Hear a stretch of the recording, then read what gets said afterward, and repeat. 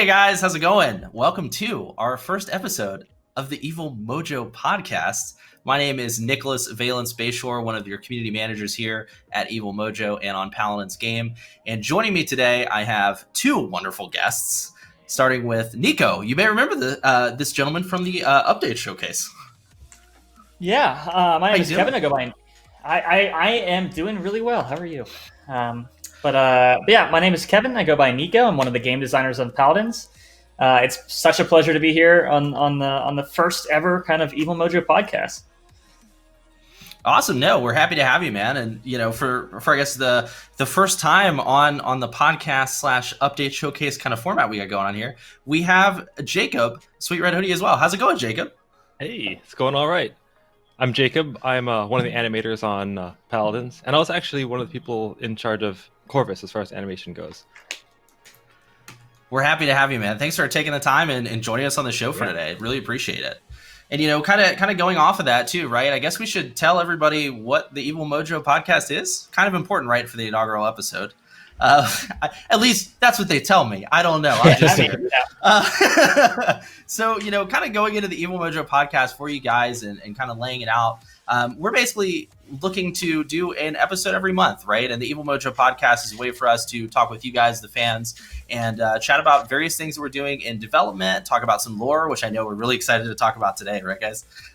Yeah. Good old lore stuff. We're stoked. And then, kind of moving off of that too, talk about various things just relating to the development process of Paladins and kind of what's under the hood, so to speak, right?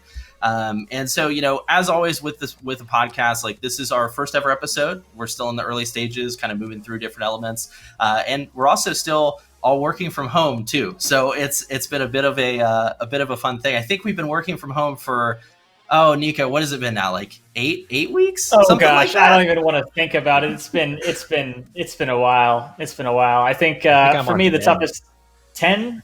Oh gosh, you went on a little bit early. You did something like 8 or 9 weeks for me, and for me it's just like the commute's great. I love the commute, but it's for me it's just making sure that I wake up and I change clothing. I kind of get in the mindset of working from home, but it's kind of tough. I will admit. I'm thankful that we have the opportunity to work from home to actually be able to work, right? But I think for me I'm trying to separate my workspace from my not workspace, and it's difficult without that commute home because at 6 o'clock I should sign off, but I'm still sitting in the same desk, so we're hanging in there. Yeah, I definitely get that feeling too. Yeah, how have you been doing, Jacob? Are you hanging in? I'm hanging in. We're still going, but it's tough sometimes. It's definitely hard to leave work at work because work is where I still sit. I just turn my chair around, then I turn it back, and then I play games. But it's hard not to put in a couple extra hours if I'm already sitting here working on something because I don't really leave this space as much as much as I should. I should probably take a walk or something. Right? The walks have helped. I'm like, this is one of those times where I'm right there with you guys. Like it's 6 o'clock and I'm like, I'll answer a few more tweets or I'll read a few more Reddit threads or plan a couple more things. And when in reality, I should be going and cooking, and making a meal for myself and walking the dog, Taking a walk, like you said, Jacob, just standing up. Yeah. So that nice commute of like 6 feet from the bed to the desk has been a big win, but outside of that, it's been kind of interesting. But obviously, guys, we hope you're all doing well and staying safe in this time. It looks like we're being this for a bit longer, and we'll just all kind of hang in and provide awesome entertainment while we can. So kind of moving into that, I guess, awesome entertainment, this podcast, right? So we're kind of breaking things down a couple different levels. There's a couple different things we're going to talk about today. So we're going to have different segments basically dedicated to different things as we go. And today we're actually going to focus on two things centered around lore, which I know we're all really, really excited to talk about. I think we've been wanting to talk about lore for quite some time. So really excited about that. So we're going to start with our dev talk, which is basically a segment that we're dedicating to game development, right? Behind Evil Mojo games, what ticks, how we build stuff, and kind of how we, flesh out the world of Paladins for you guys before it hits PTS and then live servers around the world. And then we're also going to talk a little bit about lore in our segment we're calling Pyrside Chat, right? Which is going to be a lore dedicated segment to kind of sit down and talk through everything in the world of Paladins before finally hitting some Q&A questions, which I know today I'm personally very excited about. We have some great questions today to talk about on the lore side of stuff. So I guess, kind of going into it, right? We should probably jump into this podcast thing now. So dev talk, moving in, right? Let's talk a little bit about lore today, right? So Nico, who kind of is the lore team at Evil Mojo? What do you guys do? Lay it out that's for a good question. Depends who you ask, right? Right? Art's like, yeah, I want to do this thing. We're like, no, it doesn't match the lore. So yeah, it started off as a relatively small initiative. It's still fairly small as far as resources go, but essentially it's a group of Evil Mojo developers who are super interested in consolidating and expanding and disseminating all the information that has to do with the really cool lore that we have with Paladins and the champions. We feel that the old storylines are important, but we're keeping our eyes focused on kind of the current events in the lore specifically. We want to bring impactful and interesting narratives to Paladins kind of now and in the near future. And we've been kind of tying some old stuff together, paving the way for some new information. We want to reference and build on old information that's not forgotten. We don't want it to, we don't ever want you to think like we've forgotten the old stuff. And then build on, like I said before, with the kind of the current cinematics, the current reveals, and the current champions, and the current lore arcs. So essentially, we meet fairly semi-regularly to organize and align some of the old information we have and to build up new information. I think actually we have kind of a cool tidbit, Jacob. There's something we wanted to share with people in the short term, right? Oh, yeah, we have a lot of stuff. We have a ton of stuff behind the scenes where we have notes from the past, answers to questions that are outstanding. Like one question that I don't think we ever actually answered was Ascension Peak. Who actually won Ascension Peak? And I guess to me it's a little obvious, but it's definitely the Resistance. If the whole point was to get Janos on your side, it was the Resistance definitely won. But for whatever reason, we just never actually officially came out and said that answer. And that's part of what we want to do, is to make sure that we can answer a lot of those both outstanding questions and questions that are going to come up in future stories, future characters, and things like that. You know what we need, Nick? Awesome. We need one of those stamps, right? That says all right, approved. The Resistance definitely won. Who won? The Resistance. Approved. Oh man, the stamp is definitely becoming a thing. Like it's always funny when you see those on like various TV shows and stuff, where it's just like the nice slam, you get the nice like slam noise in there, right? And then it's just like, it's in, it's done. And so now I guess we've technically stamped our first thing with Ascension Peak on the podcast, guys. Yeah, you heard it first here. And just kind of that's what it's all about. Yeah, exactly. Just kind of reiterating, we want to maintain that consistency we have with the existing lore and answer questions, but we want to avoid as much as possible retcons. We want to focus on what makes each champion kind of unique and make the lore match that, because the real core of the game at the end of the day is the champions and how everything fits together. So super exciting. I've been super proud of the people already who are part of the lore team, and I can't wait to see. Yeah. I can't wait to have you guys see what everyone's doing internally. It's awesome, man. It's awesome. And like I gotta say too, it's really fun working with the lore team, as a community manager. I know we're gonna start talking a little bit about some Corvus stuff here in a minute. But it's really awesome working with you guys to get these narratives and these stories out to our audience, and do it in a way that's really cool and compelling, and able to flesh out these champions, right? Like you said, Nico, these champions are the heart and soul of our game, right? So being able to flesh out not only their gameplay and how they feel in the realm, and their various competitive comps, right, for our pro scene is just really cool to focus it in, lay it out all out on the table rather, and talk about lore, right, and where they come from, what their motives are, what their backgrounds are, and everything along those lines. And I mean, kind of going off of that, right, guys, like we should probably just talk about lore. I think that's kind of what everyone's here for. I know that's what we're here for. we may have had this guy join the realm recently. I don't know if you guys have heard of him. I think his name starts with a C. Jacob, help me out here. Was it Karam? Man, it sounds like his Tiberius? dad in a way. No, that's a T, unfortunately. Wait, man, was it Khan? Wait, no. Khan's in the game now? Wait, Khan works with the magistrate? I think it was Corvus, right? Corvus, yeah. I believe. Of course. This it's so many C's. So many C's. But Corvus joined the realm recently, and I know we've really enjoyed watching everyone play Corvus and uncover his lore and things like that. And Corvus was a really kind of awesome campaign bit going into that. But I think this is a good time for us to kind of move into, our next segment here and kind of kick things off with Pyrside Chat, right? Where we can sit down and talk a little bit about the lore behind Corvus and essentially what he's doing, right? And how he's kind of building into various things. So, on a base level then, Nico, who is Corvus? That is the big question, right? Who is Corvus? Corvus is the son of Karn, who is the current leader of the Magistrate. Karn being one of the original Paladins, actually. So Corvus, as he would say, has the strength of will to do what others can or will not do in the name of the Magistrate and its ideals. So he's known as the Magistrate's Blade. He's kind of a tool of the Magistrate with a purpose. And I can give you kind of just a little bit of his backstory in the quick and dirty. In the teasers, plenty of people picked up on some of his history and what he has worked with and how he feels. I don't want to spoil too much, so definitely go back and check those out. But like I said, I can give you a quick summary. So he rose through the ranks of the Magistrate by his own merit, worked with the Outer Tribunal judges for a time. The beginning of his training where he kind of began to prove himself.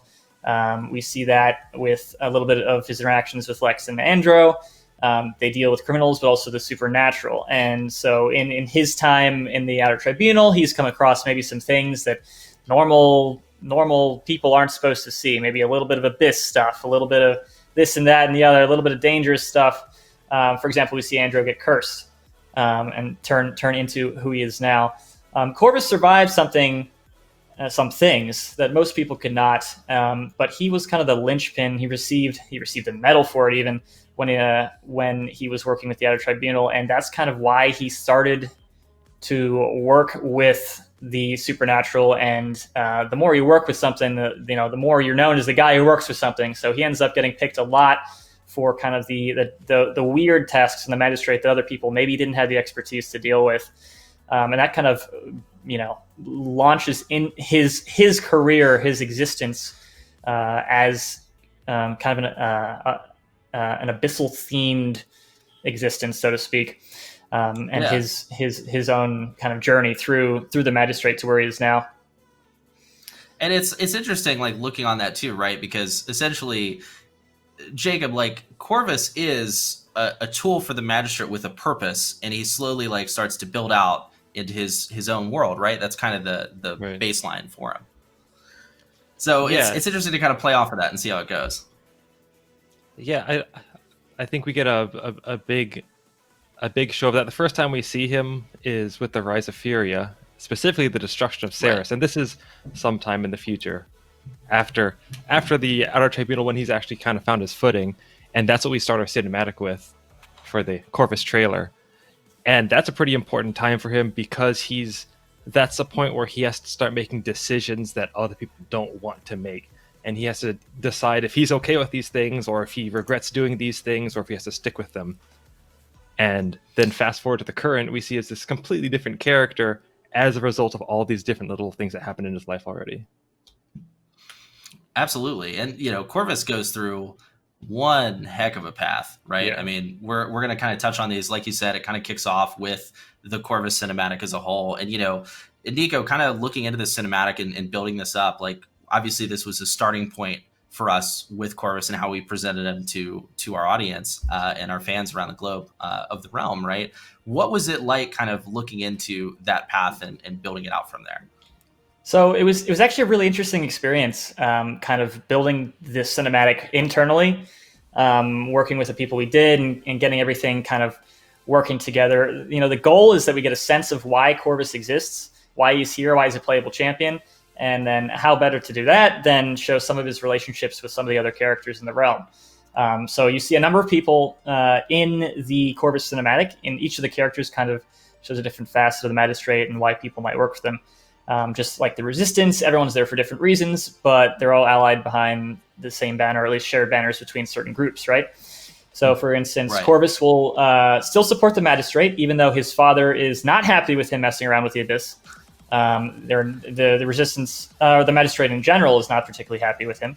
But he still supports their goals and their ideals, even though they've kind of, distanced themselves from him. And then all the other characters are kind of also specifically selected for different reasons. I'll go through a couple, and then maybe Jacob, you can talk on a couple. But Vivian, for example, is all about personal ambition, right? So that's why she's there.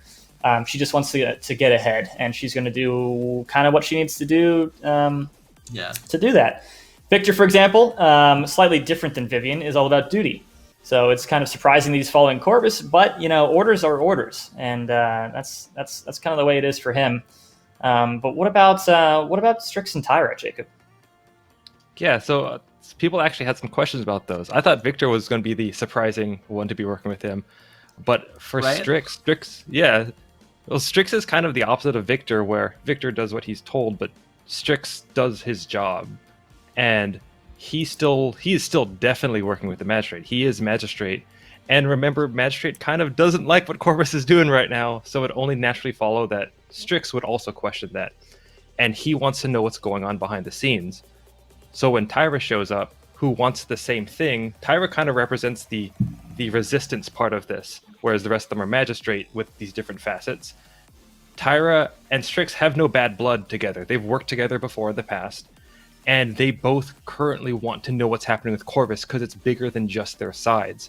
And a big takeaway in why we pick these two characters is to say these two are willing to put aside the Resistance and Magistrate for the greater good of the realm to find out what's going on. And Corvus is kind of the opposite of that, where he is really putting the Magistrate above the realm through using his own sort of mental gymnastics or justification or whatever to kind of reach the conclusions that he has reached. And that's a really big absolutely shift in perspective.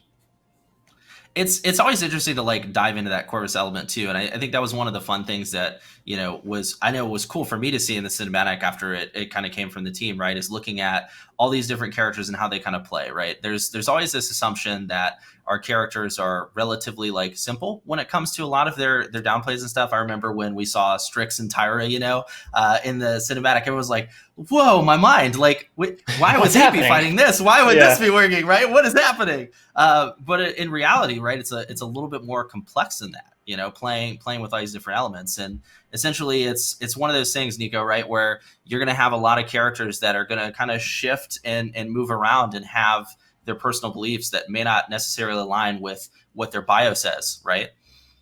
Right. I think it's important to keep in mind that we're aiming for consistency within the greater band of who the character is and their beliefs. But it's unrealistic for us to, for example, update specific details every single time something doesn't exactly line up with, for example, the lore description or the bio, as you mentioned, because those are written kind of as a description for the champion as they are released.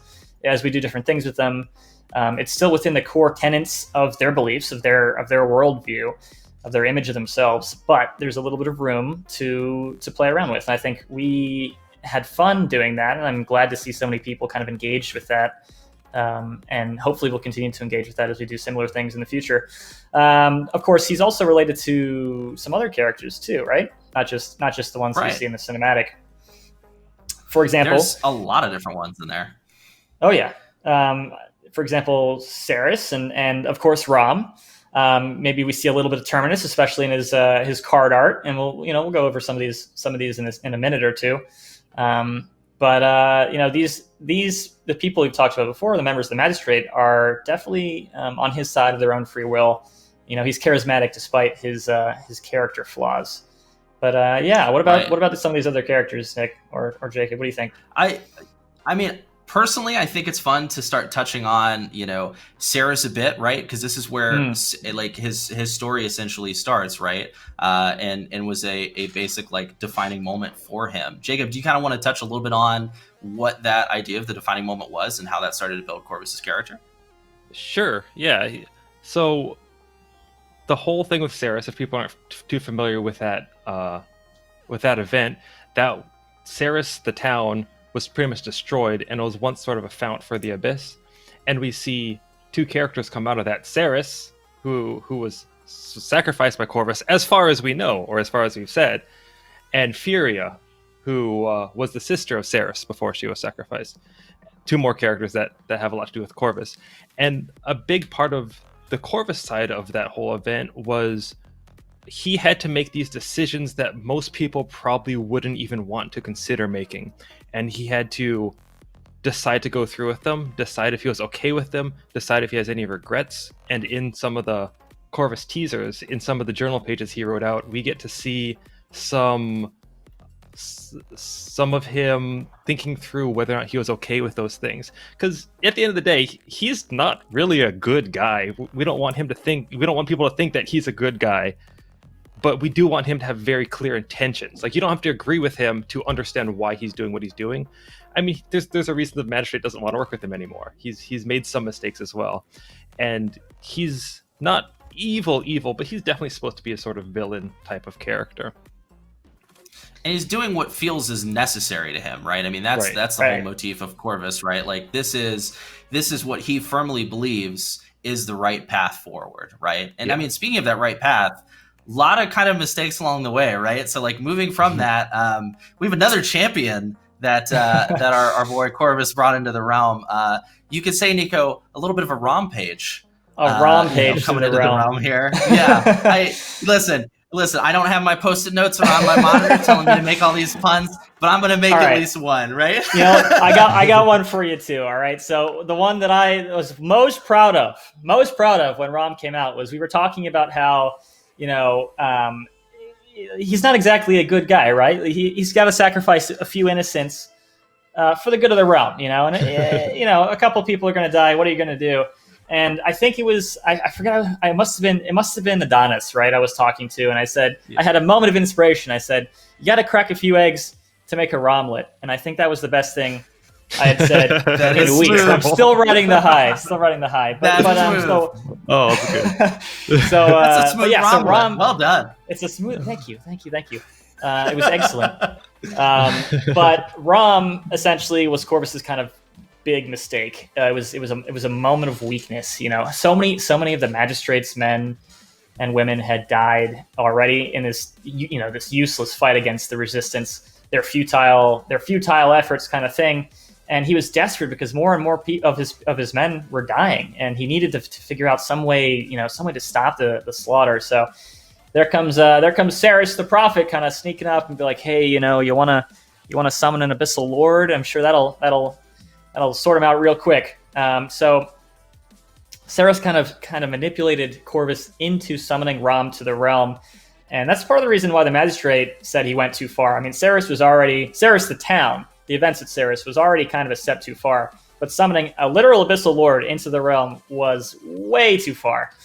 And thankfully, Tiberius, the weapons master, did kind of use that, or found that to be his call to action.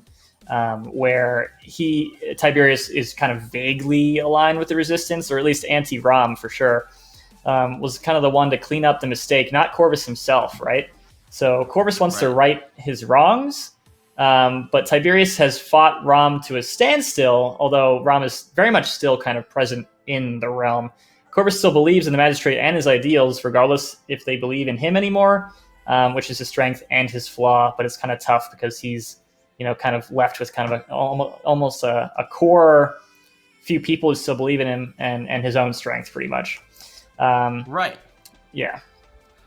And kind of building off of that too, right? I mean, there's this idea too, Jacob, right, where you have, in Tiberius and ROM's story and how it kind of relates to Corvus, like there's a pretty substantial amount of time that kind of passes in between that, right? Yeah, that's something I actually really like about Paladins is we're in a unique position where things can actually change in our world when people come in, and this isn't just something that happens, back to back to back. We saw Corvus in previous releases. We saw him hinted throughout pretty much an early lifetime of Paladins until now, and we saw him go to the Shattered Desert where he was stopped by Atlas and the Resistance there, and that's kind of why he makes this Hail Mary move with Rom.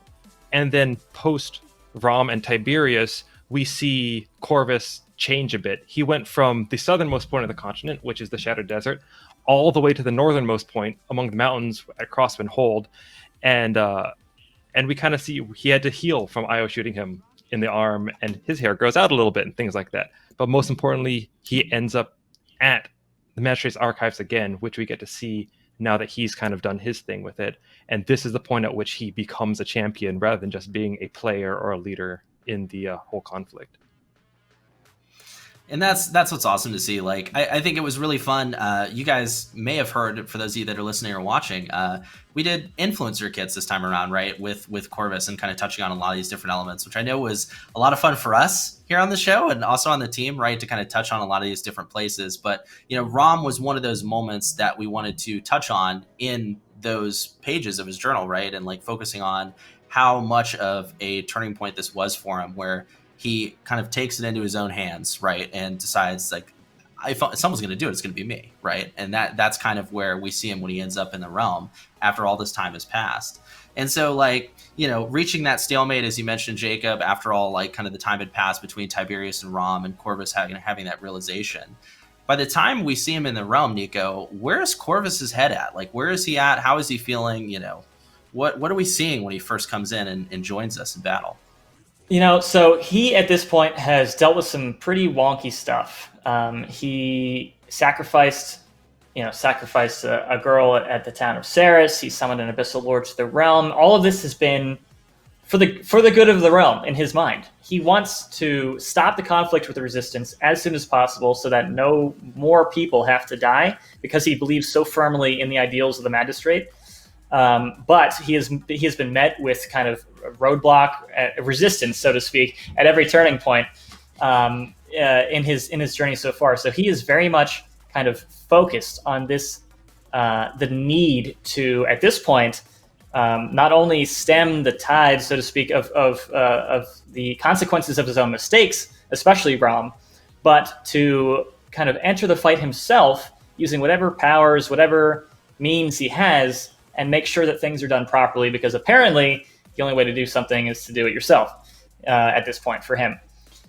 In the past, something that he didn't really want to deal with, but at this point, like I said, he believes so firmly that something needs to be done that he's taking up arms to get it done right. And that is kind of scary, because he's already gone far past what most people would be comfortable doing. And you don't know right. what he's willing to do at this point, because it's so far gone in his mind. Right. I mean, we've made a sacrifice. We've summoned an abyssal lord. We control abyssal powers. I mean, what more could be on that list, right? I mean, it's a lot. What more could be on that list? I mean, those are the kind of questions that these gentlemen constantly answer for us. So listen, I'm just the guy that tweets about it on the internet, right? That's how it plays out for me. But no, it's cool seeing Corvus and kind of bringing it that full circle, and kind of building off of that and looking into him.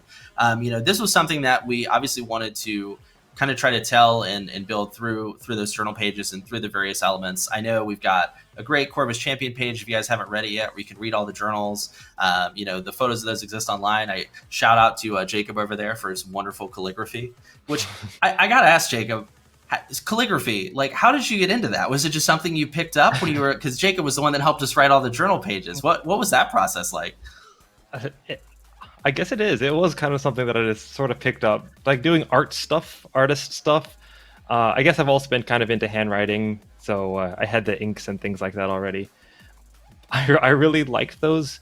I love that people would read into the pages and the ink and the fact there are mistakes on them, which are all very intentional, because this is Corvus writing in certain headspaces, trying to put down his thoughts and also sort of justify his actions. And some people read into like certain words being crossed out and replaced with other words, and they're like, was this a mistake? this seems intentional. Oh, it was very intentional. That is Corvus in those sort of moments of weakness or strength, based on how you look at it. No, I love that. I remember like we were working on those pages, Nico, and we were like, let's just put a strike through there. Ooh, that's neat. I like that, right? Build that character out a little bit, which is a lot of fun. And that's one of the things too, Nico. I know that you helped kind of tackle a lot of these journal pages in fleshing out Corvus as a whole. Like, it's fun to note that he's not perfect, or he's not stone set in one way. I mean, there's a lot of back and forth in that build up, which is really awesome for him as a character. What was it kind of like, fleshing that baseline out for him and kind of making him have those struggles, right? And kind of build back and forth into it. I mean, it was fantastic. I think one of the coolest things for me was kind of imagining myself in a similar position. How would I feel? What kind of experiences or feelings would I be going through? I'm actually kind of sad that we didn't get an opportunity for even more, because I think the original drafts had actually probably a significantly longer set of journal pages that we kind of had to pare down a little bit. But kind of just the idea of how somebody who believes so fervently in what he believes in the ideals of some group was able to deal with ultimately traumatizing events, traumatizing not only for the people, for instance, who he happened to die because of his actions, but also traumatizing right. for him. Just maybe. Just maybe, sorry, a couple people got to die. But also for him, because he had to make decisions that nobody wants to make, and does leave a lasting impression on him, as it would on anyone. So kind of writing that out was a bit of a challenge, but tempered a little bit by the fact that this was kind of informal writing. It was a journal page, so it doesn't need to be perfect. In fact, as Jacob touched on, the imperfections were actually an integral part to it. I thought it was really interesting. A couple of reactions I saw to the creator content kits were like, they didn't have any more. I guess they only bought enough parchment for first drafts or something. Yeah, they made mistakes. Yeah. But I thought that was really interesting, and I was happy to see people engaging with what if it was intentional? It totally was. What if it was intentional? What do they mean by it? What does this mean for Corvus? What kind of actions or feelings or experiences was Corvus experiencing as he was writing them, which I thought was really cool. It was intentional. Stamp approved. Everyone Approved. Stamp it. So yeah, I mean, there's a lot of secrets behind Corvus, and it was a lot of fun. And it's always interesting. Like, I gotta say, like, one of my favorite parts about working with you guys on the lore team in order to like tell the stories of these champions from a social media standpoint, right, is just seeing all the reactions. I know a lot of people are always like, man, I wonder if they're gonna read. We read all of it. We talk about all of it all the time. It's so much fun to like kind of go into those theories and stuff. And I know like there's so many times where I'm looking around and I'm like looking through all the tweet deck, and I'm like, oh, this guy's close. And then we'll like link it and start talking about it. Like, he's pretty close. We want to give this guy a medal. I had to resist so many times just being like, you nailed it. This is exactly how you got this on the notes. I had to keep it quiet because it still hadn't been released yet. Somebody replies to a tweet and they ask you a direct question. You're like, I don't know. Maybe you'll have to find out. Like, Yeah. You're far too good at the I don't know speech. It's very I don't know what this is, but we're going with it. I think it's all in the handwork. I think that's where it all lies. Oh, so good. Yeah, I absolutely love that stuff. And like with Corvus, it was super fun. I know we got to work on like a narrative campaign on social, which was a lot of fun to work with you guys on and move that forward. And kind of bringing this full circle right back into Corvus as a whole. Corvus, as many people started to pick up on while we were doing those teasers, right, is someone that's been around for a while. He's been a recurring character kind of in there, right? And like looking into some of the secrets about Corvus and basically how we built him out over the years, what was kind of that first look at Corvus like, Nico? What did we kind of look at and kind of see him in? I mean, I know Jacob mentioned Rise of Furia, but what was that kind of build out looking like? Yeah, so one of the cool things about Corvus as a character is that he has been present for so long now. And it's been really, really cool and interesting seeing how the community has engaged with that. His first version was not initially meant to be a recurring character. It was kind of just one of our artists' really cool rendition of some magistrate dude with a coat and a knife. But later glimpses of him were definitely intentional in a really cool way. placing him in circumstances that would make him relevant to storylines. So when we finally got an opportunity to kind of transform him into a playable champion, we kind of just ran with it. So he got snuck into some splash art long before his release. Some people caught on to that. And kind of from, not necessarily at first, but from subsequent sightings of him, so to speak, he was always a character, but like we said before, maybe not necessarily a champion. So he's the guy in the Atlas trailer, for example. His quest for power led him to release something world-destroying in Atlas's timeline. This timeline's a bit different. He stopped by Atlas and the Resistance at Shattered Desert. He was looking for, some kind of power. That was his Hail Mary. But right. he was worded. Atlas is like one of those things too. Whenever I hear the word Atlas, I just immediately go into the timeline speech where I'm like, oh no, where are we going? Right? There's so many doors. There's so many mirrors. It's actually pretty wild. I was going to say, sorry, Jacob, go ahead. Okay, I was just going to say briefly that it's really, really cool thinking about some of the things that go into the Atlas timeline versus our timeline. I don't want to really go too much into it explicitly, but that's all we'll say for now, kind of thing. Yeah, there you go. And you got to do the maybe. Yeah. It is worth pointing out that in the Atlas timeline, he was going to the Shadow Desert anyway, and that was a Hail Mary. And because Atlas came back and stopped him, he then got tricked by Ceres into summoning Ram. That's why he had that crack moment. Is his Hail Mary failed. Now he needs something beyond that, and that was a pretty big mistake that I think he knows was a pretty big mistake that he made at that point. I mean, I've read the journal page, guys. It seems like he knows. I could be a little, but man, it seems like he's a little upset about what he did there. Maybe he should have just done it himself the first time. But what do I know? I'm not Corvus, right? And kind of going into that too, and like with Corvus, right? We have all these little secrets that are kind of spiced throughout. I am totally going to bring up that Atlas question once again in next episode because I know people will kill me if I don't.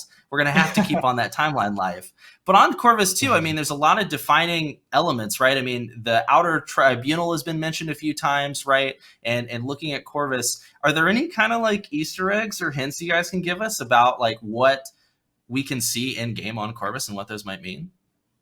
I mean, we try to put Easter eggs in our characters and calling reference back to things like during his inspect, you hear Ceres' voice. Obviously, she's a big part of who he is.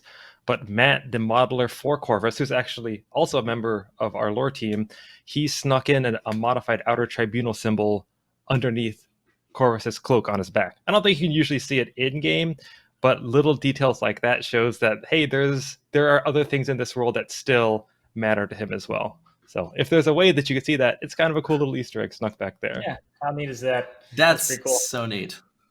I love the little things like that, and maybe we can like post it or something on the Twitter after this podcast airs or something. Who knows? I know a guy who tweets.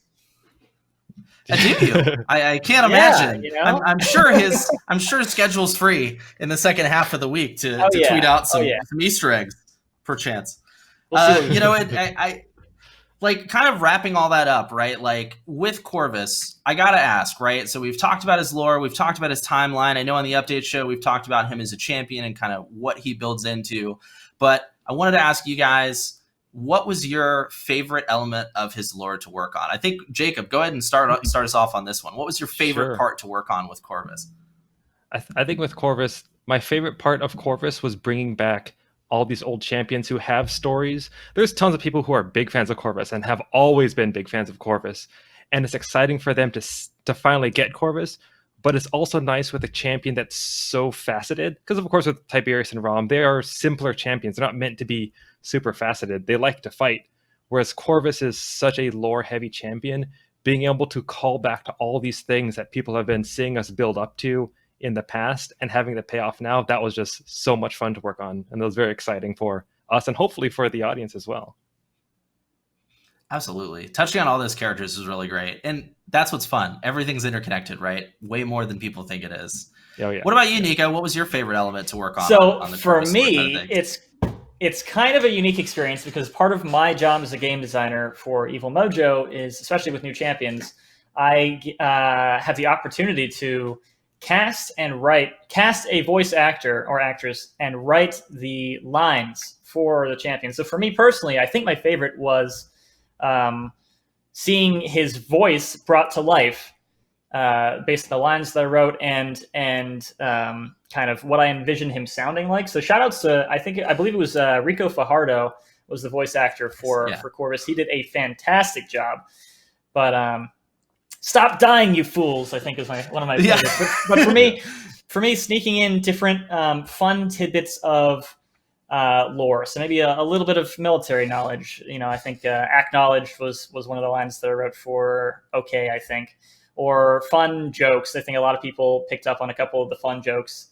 But especially some of the lore tidbits that we were able to mix in there. And then hearing the voice, Rico's voice kind of bring the vision that the art team and Matt, especially as the character modeler, did a fantastic job. Seeing him say things that made sense in the lore and have him look like he would say those things was hands down, I think, my favorite aspect of the process. That's so awesome. That is like one thing I'm totally, when we're out of this and back in the office, I'm going to have to sneak in and listen to, because man, I really love me some good voice acting and Easter eggs and stuff. It's so much fun. And, I going off of that, I mean, we still have another couple minutes here. And honestly, guys, I think it's about time for us to move over into some community questions to kind of bring our first episode to a head here. Moving on from that, going in. Good old Q&A. Everyone's got to do it. So as I mentioned at the beginning, guys, every podcast episode, we are going to put a tweet out, a Facebook post out, post across social media, and we're going to pull your questions to answer on the show. So always keep an eye out for those. Like I said, we're doing these monthly, but let's go ahead and kind of hop into our first one. I'm going to immediately apologize for butchering names, because it always happens. Like, no matter how much I rehearse, I always butcher a name, and it's just something else. So our first question here is from Broken Goddess Io. And the question is, what is Corvus's relationship with Terminus, Vivian, and Cassie? Excuse me. Does Vivian's secret plan include Corvus? And is that maybe why she left the magistrate to work with him? And more importantly, will we be learning what Vivian's plans are in the near future? That's a solid question. I like that. Thank you, Broken Goddess. Broken Goddess Io. So I'll tackle the first part, I guess. Corvus's relationship with Terminus, Vivian, and Cassie. I'm not sure Corvus has too much of a relationship with Cassie, but definitely with Terminus and Vivian, you see them working together. Corvus holds some kind of power or sway over Terminus. Terminus is able to be controlled. I'm not going to give you explicitly like the mechanisms behind the magic, so to speak, but Corvus is able to kind of control Terminus from a grand scheme of things. And Vivian, as we kind of mentioned earlier, is all about personal ambition. They've worked together in the past, and Vivian sees it as an opportune moment to continue working with Corvus to further her own plans right now. And maybe you can talk a little bit more on that, Jacob. Sure. Yeah, I don't want to actually give too much away here either. Good point. But Vivian's still working with the magistrate. She's not going to give up that cushy job. She's in Deep Works, probably kind of bored at this point if she's still sort of stuck there. So if Corvus says, hey, I got a thing, Vivian's going to be like, yo, get me in on that thing. I'm here anyway. I'm ready. And hopefully we get to see more of Vivian in the future, because there's a lot that she can do in the current conflict and any sort of conflict that would come up, especially now that she has this in with Corvus. We may see a bit more of her, but I want to keep that vague for now. We may, cool. maybe. No, thank you guys.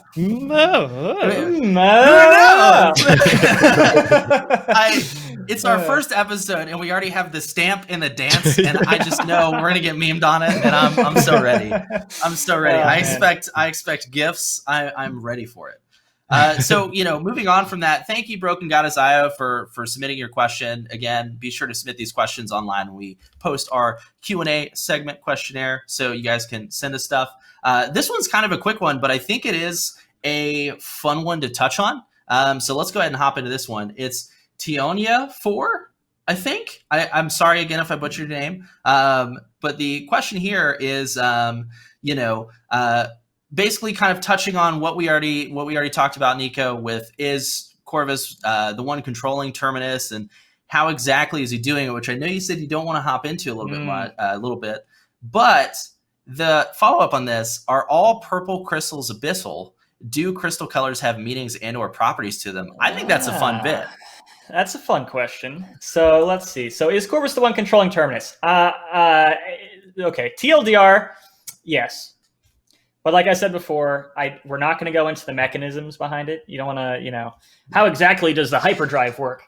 It's a business. So that's something that I think would be fun to touch on later. But I think right now it's better that we don't go into the nitty gritty. Are purple crystals abyssal? So this, from a personal world building standpoint, I think kind of separated slightly from Paladins in particular. I think consistency in theming is extremely important. So I'm going to go ahead and say something along the lines of not every purple crystal is explicitly abyssal, but many crystals that also happen to be abyssal in nature are purple, if that makes sense. And does that work with you guys too, Jacob, Nick? Does that make sense? Yeah, that makes sense. That makes sense. Yeah, that makes sense in my head. I mean, it's not all black and white, right? You can definitely tell. You can tell that dagger has abyssal energy beyond just being the color. Like, you can tell in it. So yeah, not all crystals are going to be. Not all purple crystals being abyssal makes a lot of sense. But you should be able to tell when a crystal is an abyssal crystal. Why is that crystal floating in the air? Obvious. Right. I don't know. Maybe there's some fishing line. We just fishing lined it up. But so yeah, there's a lot with the crystals. It sounds like we're gonna get into some of that later down the road. So I'm very excited to kind of hop onto that. But thank you again for your question on that one. And I think we're going to go into our final question here, which is from, oh my gosh. All right. We're going to see how this goes. Everyone judge me on this one. So it's Remy Tiki 5. I'm going to take a stab at it. All right. We're going to go with Rim Tuki 5. I like See, that. That's better. That's better. I just, man. That's it. All right. Well, Ram, I'm sorry. Thankfully, Nico's here to help us out, because I totally just butchered that. But great question here, and I think this will be our final one of the podcast. So, how did Corvus gain his abyssal powers? Did he take them for himself, or was it a gift from Ceres, who is trying to manipulate fate? Do we want to kind of touch on those powers first, and then maybe go into some of the Ceres on this one? Yeah, I that's actually a really good question, because it's perfect for talking about Corvus lore. I think the big takeaway is that he early on had run-ins with the Abyss and that kind of supernatural thing, and he obtained them by repeatedly being the guy that has to deal with the Abyss, as well as research. I mean, he's in the Magistrate's archives. That's kind of become his domain. So if you constantly research and obsess over something, you're definitely going to become the expert when it comes to dealing with that thing. And then they're going to send you in to deal with that thing, and then you'll become the expert even further. So he gained his powers from just continuously working with it, and sort of his own merit. It wasn't really given to him. He earned that. And for he's the one Ceres, that uncovered it. Yeah, in a sense. Yeah, he's the magistrate. He's kind of the evil side of the magistrate in if you think of it sort of that way. Right. But for Ceres, Nico, do you have sort of answer on that? Yeah, so that's actually kind of a really interesting question to me. So the idea that Ceres is larger than just the things that she's explicitly done in the realm. And I'll take this opportunity, I think, to address something that's been asked of us a couple times, is Ceres does not have the power to physically travel in time. I think it's relatively safe to say, and Jacob, you can agree or disagree, back me up on this or not, but I think it's relatively safe to say that Ceres approaches reality with the ability to see past, present, and future kind of as potentials, as threads, and she acts upon maybe the most likely potential circumstances based on what seems most likely to her, and trying to guides it towards a path that she kind of wants. So Ceres is always trying to manipulate fate, right? But she doesn't actually travel in time to do so. But you see some kind of really key linchpin moments, like, for example, the manipulation of Corvus into summoning Rom. And that's where she gains a lot of kind of that mysterious, she's everywhere all the time kind of feeling, I think, if that makes sense. Yeah, I think it's also, you mentioned that made me realize Corvus came before Ceres showed up in the realm as a force. He definitely had some power before then. And Ceres, when she came in, is just pushing stuff in kind of directions, and Rom was definitely her pushing really hard when Corvus was at his weakest. Yes, I think that's a good point, actually. Taking advantage of that situation. Ceres did not give him his powers. He did get them kind of his own merit. Yeah. So Corvus is a smart guy, is what you're telling me. He's a smart guy, and he learned a lot of this himself. There's plenty of books, Magister's Archives. There's a lot of really fun stuff if you look on those tables. That's all I'm saying. We did just kind of remake that map and put some fun stuff on those tables. So take a peek. Let us know if you can see them. Speaking of Easter eggs. But we love Easter eggs. But awesome. Thank you guys. And thank you, Rem, for that question. Really appreciate it. And that, guys, is actually going to kind of be it for us today. That kind of flew by. I just love hanging out and talking with everybody here so much fun. And having a good time. But, our first podcast from home, thank you guys so much for tuning in, and hope you guys enjoyed it. Nico, Jacob, thank you guys so much for joining me today. And for all of you guys in the realm, we'll see you there, play some games, and we'll see you on the next episode of the Evil Mojo podcast. Take it easy, guys. Thanks for watching. See you next time. Approved.